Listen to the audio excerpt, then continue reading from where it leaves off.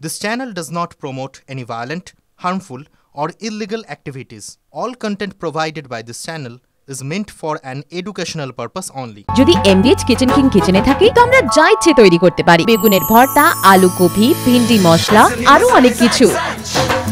MBH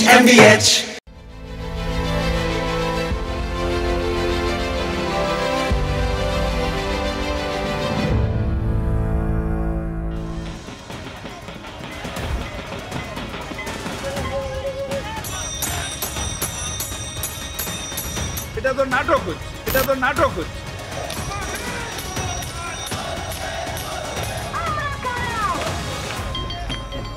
এটা তো নাটক হচ্ছে, এটা তো নাটক হচ্ছে।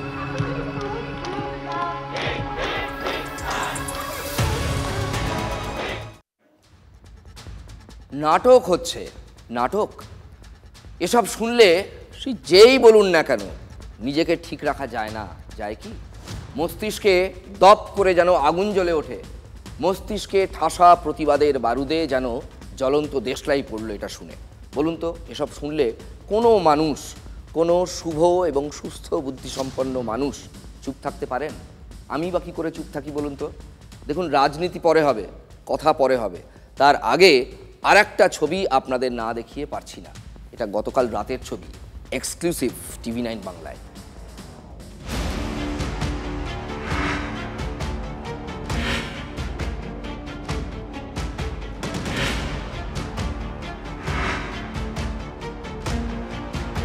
আজকে 21 দিন আমরা রাস্তায় আছি। এখানে শিক্ষামন্ত্রী সরকারি দপ্তর থেকে 17,200 টিচারদের হয়ে MA ফাইল করা হয়েছিল এবং সেখান থেকে সেটা পারমিশন হয়ে এসছে।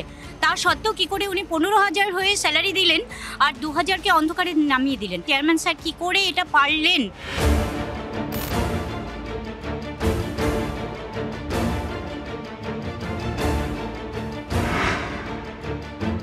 বিভিন্ন দপ্তরে দপ্তরে আমরা বিভিন্ন জনের সঙ্গে দেখা করেছি, কিন্তু কোথাও থেকে আমাদের দাবিটা পুরোপুরি মিটছে না।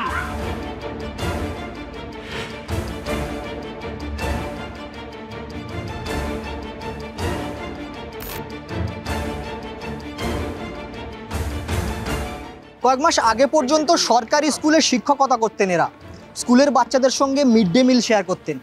আর আজ মধ্যরাত, প্রায় সেই মধ্যরাতে রাস্তায় বসে খাবার পরিবেশন এবং খাবার খাচ্ছেন স্কুলের শিক্ষক শিক্ষিকারা।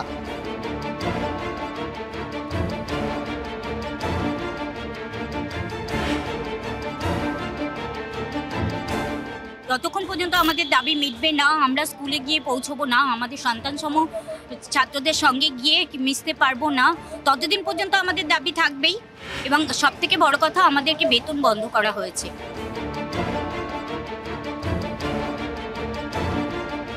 কবে পাবেন তাদের প্রাপ্য, সেই উত্তরের আশায় বসে রয়েছেন অগণিত শিক্ষক শিক্ষিকারা। ক্যামেরা অর্ঘর সঙ্গে আব্দুল আজিজ, TV9 বাংলা, করুণাময়ী। জানেন আমরা কেন এই ছবিটাকে এক্সক্লুসিভ বলছি? না, TV9 বাংলা ঢাক পেটানোর জন্য নয়। সমস্ত জায়গা ঢাক পেটানোর জায়গা হতে পারে না, আমরা ঢাক পেটাতে চাইছি না। হঠাৎ করে এই ছবি তুলেছেন আমাদের নাইট রিপোর্টার। কেন বলুন তো? এটা দেখার জন্য। আমরা সারাদিন কি দেখেছি? দাঙ্গা হাঙ্গামা, মারপিট, ব্যারিকেড ভাঙছে, কিন্তু আমাদের রিপোর্টারের মাথায় খেলে গিয়েছিল, তিনি পাশ দিয়ে যাচ্ছিলেন, পরে বলছি পুরোটা। আমরা এটা দেখতে চেয়েছিলাম যে ক্লান্ত দিনের শেষে ওরা যারা পথে বসে আন্দোলন করছেন, ধুলোয় বসে তারা কি খাচ্ছেন, কিভাবে খাচ্ছেন। ওরাও মিডিয়াকে কিন্তু রাতে আমন্ত্রণ জানিয়ে, মানে আমাদের ক্যামেরার সামনে নাটক করেননি, করার কোনো প্রয়োজন পড়েনি। মিডিয়ার ফুটেজ খেতে হলে তো 21 দিন অপেক্ষা করার কোনো প্রয়োজন ছিল না। আরও আগেই ওরা মিডিয়াকে ডাকতে পারতেন, যখন রাত্রিবেলায় ওরা খান বসে ওখানে সেই পথের ধুলোয়, আরও আগেই করতে পারতেন, তাই না? যুক্তিটা ঠিক না?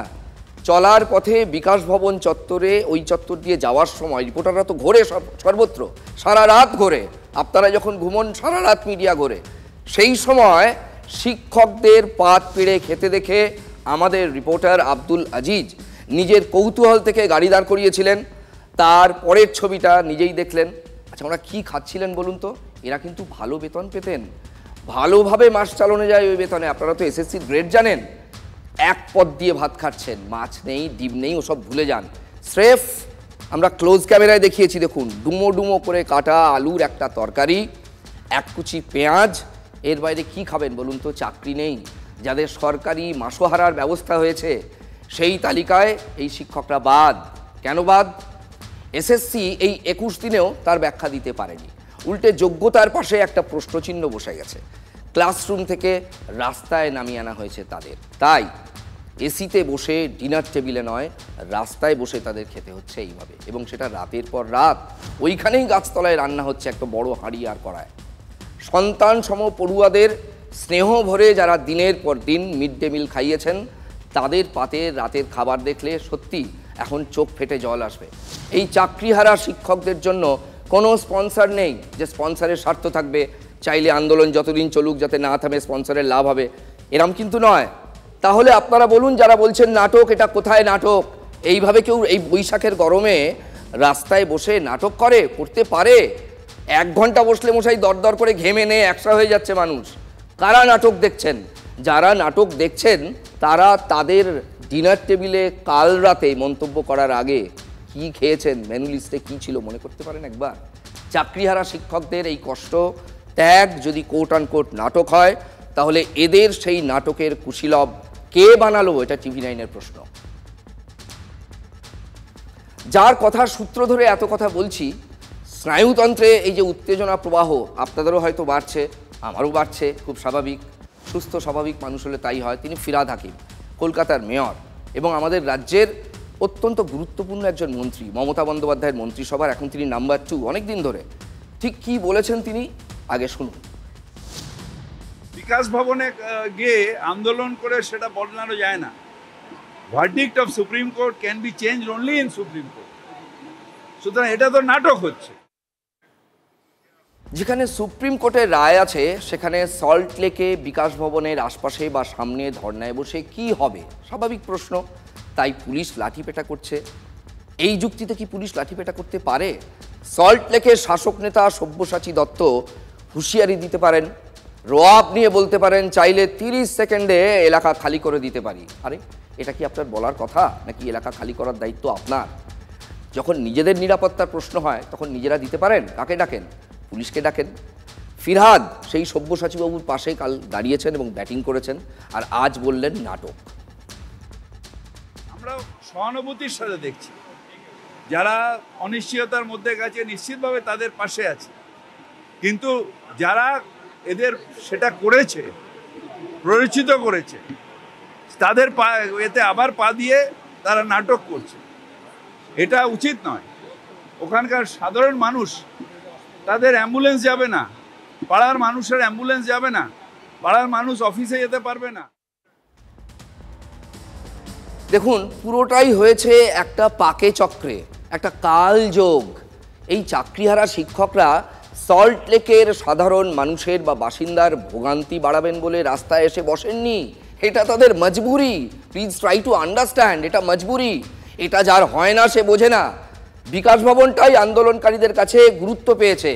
তারা তো রাত জেগে কোনো হইহল্লা করেননি, কারো কাঁচা ঘুম তারা ভাঙাননি, বিশেষ করে কোনো নেতা মন্ত্রীর। কোন সহানুভূতির কথা বলছেন ফিরহাদ সাহেব? বড় মেকি লাগছে না?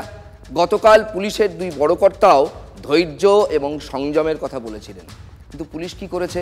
ধরে ধরে পিটিয়েছে, মেরে শিক্ষকের মাথা ফাটিয়েছে, লাঠির ঘায়ে হাত পা ফুলে গেছে, ভেঙেছে কারো কারো। পুলিশ বলেছে ন্যূনতম আগ্রাসন দেখানো হয়েছে, খুব স্লাইট, মানে মিনিমাম, যেটুকু না করলেই নয়। এরপর আবার রাজ্যের মন্ত্রী ওই চাকরিহারাদের দিকে আঙুল তুলে বলছেন ওরা নাটক করছেন।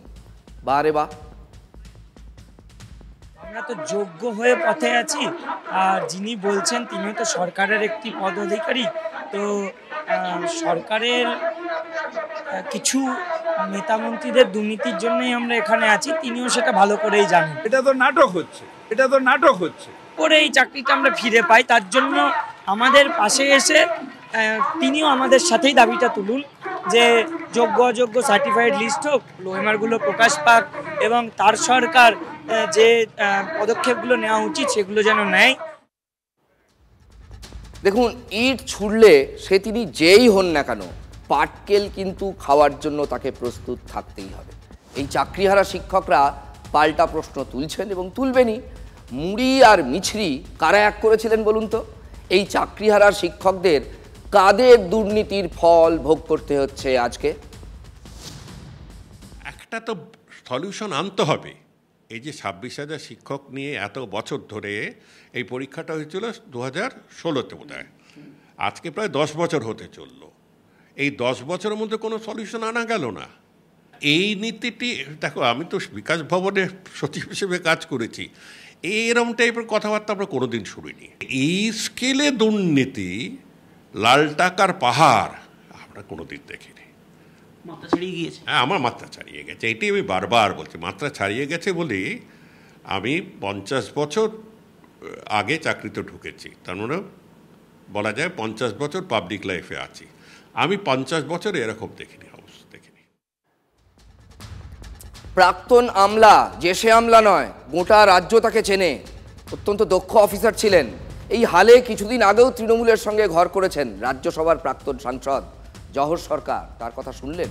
50 বছরে সরকারি চাকরি নিয়ে এমন দুর্নীতি তিনি দেখেননি। ফিরহাদ কি বলবেন? এই জহর সরকাররাও নাটকের এক একজন কুশীলব, এটাই বলবেন তৃণমূলের নেতামন্ত্রীরা। এবার শুনুন বিজেপির রাজ্য সভাপতি সুকান্ত মজুমদার কি বলেছেন, শুনুন। এই যে নাটক শব্দ, নাটকটা কেন বলছেন বলুন তো? এরা জীবনে পরীক্ষা দিয়ে কোনো চাকরি পেতে হয়নি তো। যদি পরীক্ষা দিয়ে এসএসসির মতো চাকরিটা পেতেন এবং তারপর যদি চাকরিটা চলে যেত, তাও অন্যের ভুলে, নিজের ভুলে নয়, অন্যের ভুলে যদি চলে যেত, তাহলে অবশ্যই এটাকে আপনার নাটক মনে হতো না। এখন নাটক মনে হচ্ছে সেই জন্য। আর উনি বলছেন যে সুপ্রিম কোর্টের order cannot be change in the front of Bikash Bhaban. Supreme কোর্টের আদেশ সুপ্রিম কোর্টে চেঞ্জ হয়। তাহলে আমার প্রশ্ন, মমতা বন্দ্যোপাধ্যায় নেতাজি ইন্ডোর স্টেডিয়ামে এত শিক্ষকদেরকে ডেকে নিয়ে গিয়ে যেটা করেছিলেন, ওটা কি নাটক না ড্রামা না যাত্রা? কোনটা যাত্রাবেলা, কোনটা করেছিলেন? ওই যে বলছিলাম না, ইট ছুড়লে পাটকেলটা কিন্তু আপনার দিকেই ধেয়ে আসবে। নিউটনের তৃতীয় সূত্র। প্রত্যেক ক্রিয়ার সমান এবং বিপরীতমুখী প্রতিক্রিয়া ছিল, আছে, ভবিষ্যতেও থাকবে।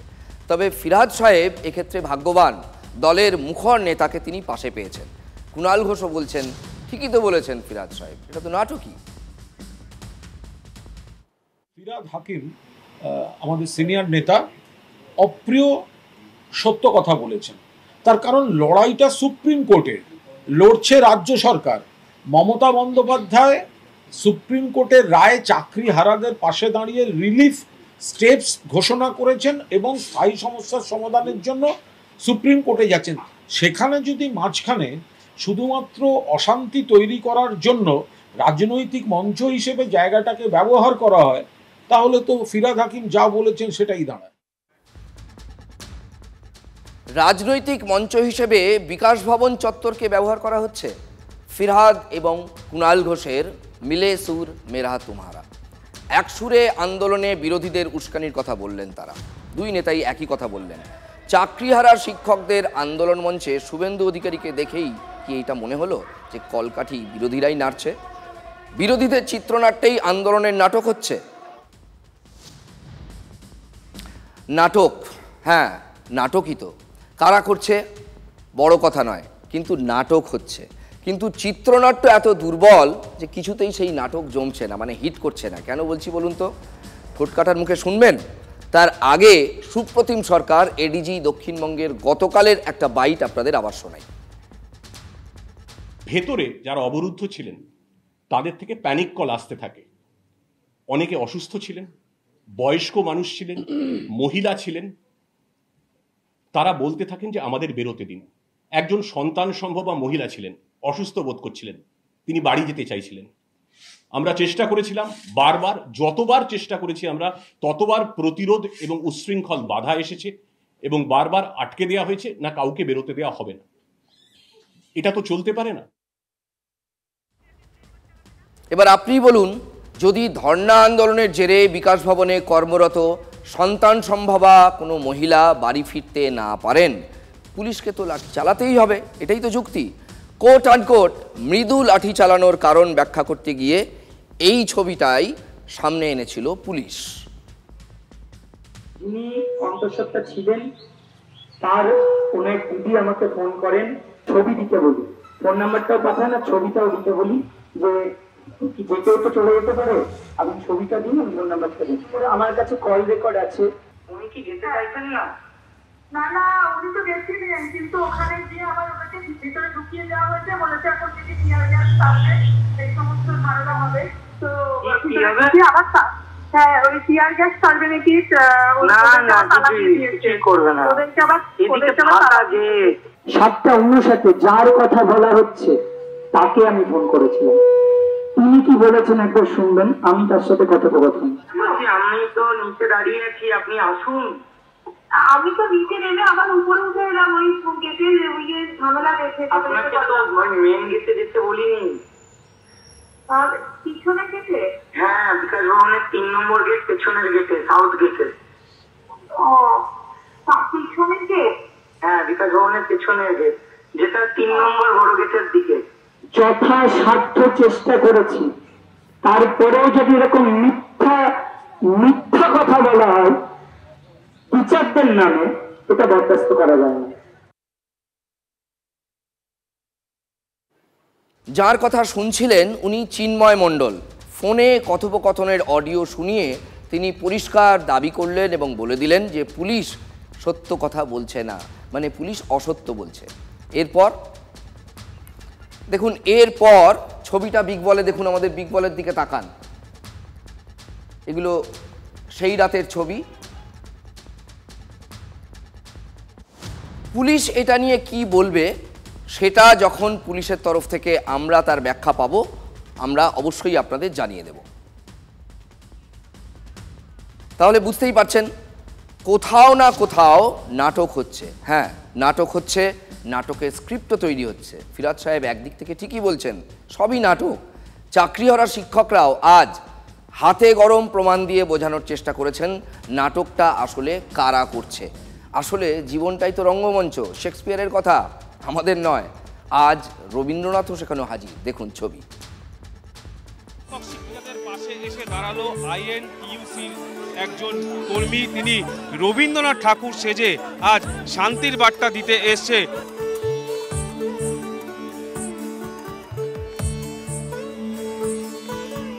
রবীন্দ্রনাথ ঠাকুরের এক হাতে যেমন রয়েছে গীতাঞ্জলি, অপর হাতে রয়েছে গোলাপ ফুল। ঠাকুর সেজে শিক্ষকদের পাশে থাকতে এসেছি, তারা যেন ভালো হয়। এই চাকরিহারাদের উপর যে পুলিশের লাঠিচার্জ হচ্ছিল তারই বিরোধিতা করে মূলত এই মুহূর্তে পুলিশদের হাতে গোলাপ ফুল দিয়ে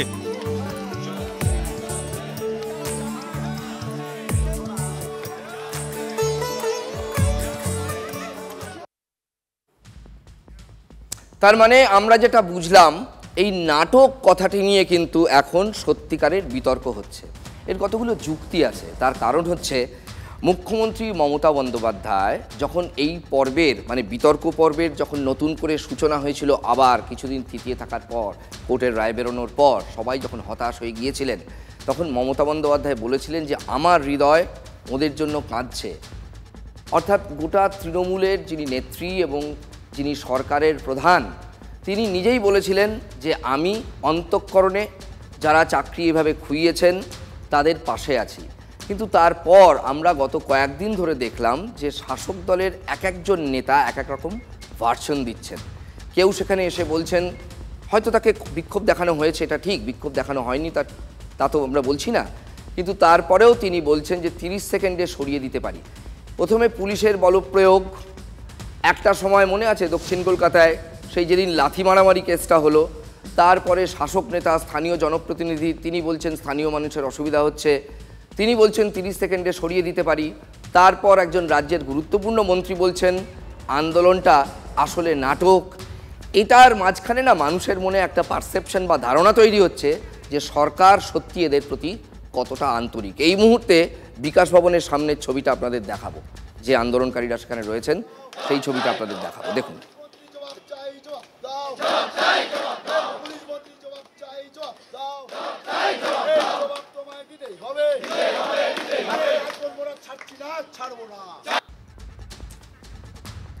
আমাদের সঙ্গে রয়েছেন আমাদের প্রতিনিধি, সেখানে আমরা কথা বলবো একটু পরে, তার সঙ্গে যোগাযোগের চেষ্টা করা হচ্ছে। বিকাশ ভবনের সরাসরি সম্প্রচার আপনারা দেখতে পাচ্ছেন।